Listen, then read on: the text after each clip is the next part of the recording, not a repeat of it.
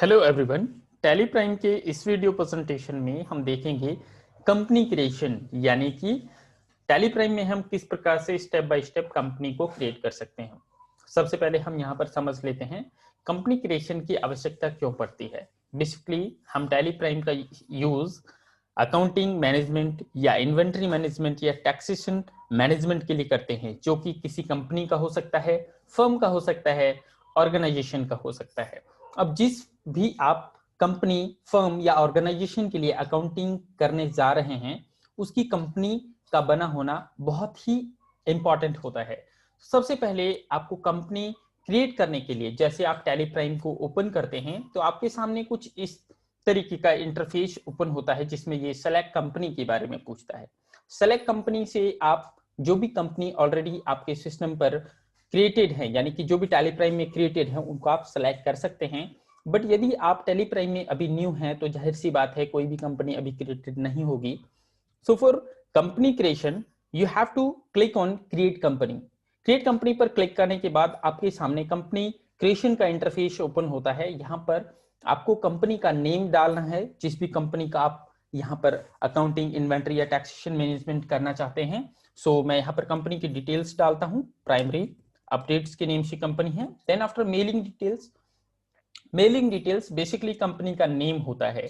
यहां पर आप मेलिंग डिटेल में चेंजेस कर सकते हैं। जो भी आप अपनी कस्टमर्स को जब इनवॉइसेस देंगे, सेल्स इनवॉइसेस, तो उसमें आप क्या नेम डिस्प्ले कराना चाहते हैं कंपनी का, वो आपका मेलिंग नेम होता है। देन आफ्टर एड्रेस डिटेल्स आपको डालना होता है।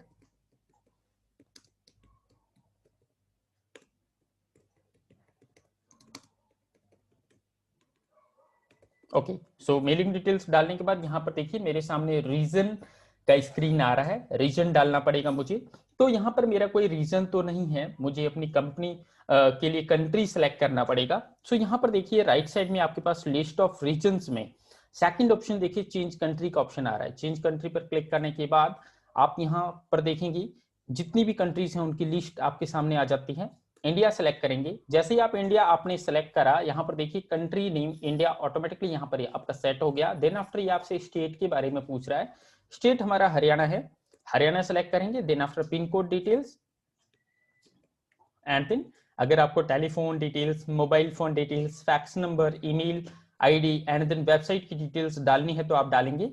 Then after enter enter press करते हुए आप financial year beginning from date डाल के and then book beginning from का डेट डाल करके एंड देन आप आगे बढ़ेंगे। यहाँ पर एक पॉइंट हमें समझना पड़ेगा, बुक्स बिगनिंग फॉर्म क्या होता है।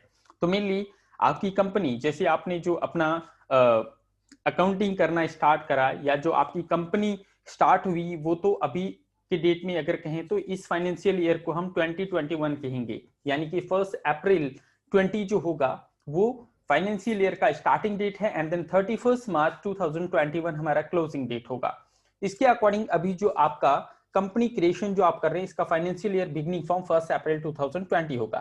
बट बुक्स बिगनिंग फॉर्म यहाँ पर आप अपने बिजनेस के अकॉर्डिंग, आप जो इसमें ट्रांजेक्शन्स करेंगे उसके अकॉर्डिंग चेंज कर सकते हैं। जैसे आप चाहते हैं कि इसमें आप दिसंबर से अपने इनवॉइसेस बनाएंगे या अपनी अकाउंटिंग करेंगे, तो उसके लिए यहाँ पर आप 1 दिसंबर 2020 डाल सकते हैं।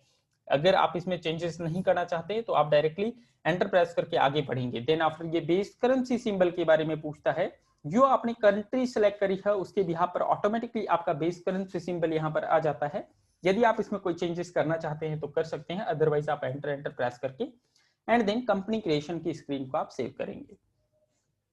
कंपनी क्रिएशन की स्क्रीन को सेव करने के बाद यहाँ पर देखिए आपके सामने फीचर्स की स्क्रीन ओपन होती है, जहां पर आपको साफ साफ लिखा मिलता है company created successfully, enable the features as per your business needs. तो आपके बिजनेस की नीड्स के अकॉर्डिंग यहाँ से आप जो भी फीचर्स इनेबल करना चाहते हैं वो आप कर सकते हैं। इन फीचर्स से रिलेटेड मैं स्टेप बाय स्टेप आपको एक एक करके वीडियो प्रेजेंटेशन दे दूंगा अपने यूट्यूब चैनल प्राइमरी अपडेट्स में। एंड देन यहाँ पर सबसे जो अभी हमारे लिए इंपॉर्टेंट फीचर है वो है जीएसटी का फीचर। यहाँ पर देखिए टैक्सेशन के नेम से हमारे पास फीचर्स आते हैं, जिसमें पहला हमारा फीचर है enable goods and service tax. India में अभी जीएसटी टैक्स लाइबल है, इसलिए हम लोग इसको यस करेंगे। यस करते हुए यहाँ पर देखिए जो आपने कंपनी क्रिएशन के टाइम पे अपना स्टेट डाला था वो ऑटोमेटिकली यहाँ पर इसने पिक कर लिया। रजिस्ट्रेशन टाइप आपका कॉम्पोजिशन है, रेगुलर है, जो भी है वो आप सिलेक्ट करेंगे। देन आफ्टर यहाँ पर आपको जीएसटी एप्लीकेबल फ्रॉम जो हमने कंपनी में इफेक्टिव डेट डाला है वो डेट ऑटोमेटिकली आ जाता है। आप कोई चेंजेस करना चाहें कर सकते हैं। देन आफ्टर जीएसटी नंबर मैं यहाँ पर अपना डाल देता हूं।